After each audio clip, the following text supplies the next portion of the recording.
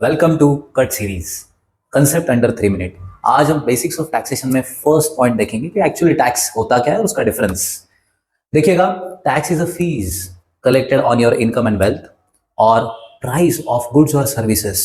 ये फीस वसूल करने का अधिकार खाली गवर्नमेंट को है, चाहे वो स्टेट गवर्नमेंट हो या फिर सेंट्रल गवर्नमेंट।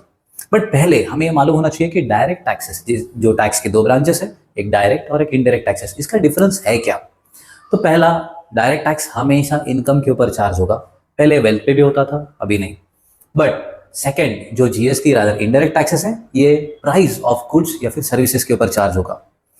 इनकम टैक्स में जब भी कभी आप लोग इनकम कमाएंगे तो आपके ही जेब में से पैसा निकाला जाएगा। आप इनकम कमाओगे और आप टैक्स भरोगे। सो इंसिडेंस मतलब आपने पैसा कमाना, और इम्पैक्ट मतलब आप टैक्स भर रहे हो, ये दोनों भी एक ही पर्सन के ऊपर गिरेगा। आपने पैसा कमाया, आपको टैक्स भरना है, मतलब इंसिडेंस इम्पैक्ट जहां पर एक ही पर्सन के ऊपर गिरेगा वो है डायरेक्ट टैक्स। बट जहां पर दो अलग अलग लोगों के ऊपर टैक्स भरना और वसूल करना, ये दोनों भी अलग अलग चीजें दो अलग पर्सन पे होगी, वो है हमारा इनडायरेक्ट टैक्स। जैसे सेलर गुड्स सेल करेगा, बायर पैसा देगा, बट बायर उस पैसे में वो गुड्स की वैल्यू प्लस टैक्स देगा, ये याद रखिएगा।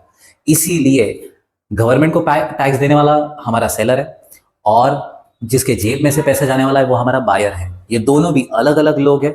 इंसिडेंस और इम्पैक्ट दो अलग लोगों पे जहां पे गिरेगा वहां पे इनडायरेक्ट टैक्स आने वाला है।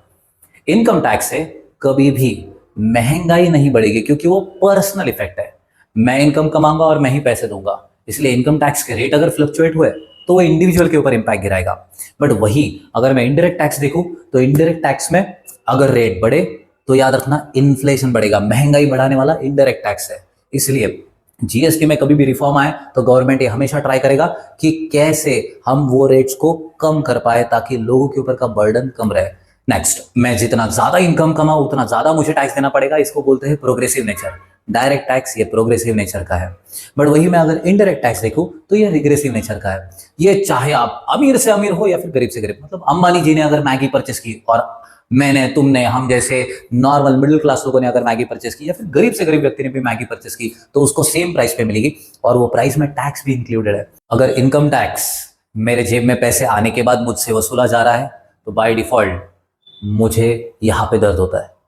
इसीलिए direct tax will pinch you, इसलिए यह रिग्रेसिव नेचर का है। जितना ज्यादा इनकम वैसे ही इस पर्सन का टैक्स लायबिलिटी बढ़ेगा डीटी में, इसलिए रेट्स अलग अलग हो गए।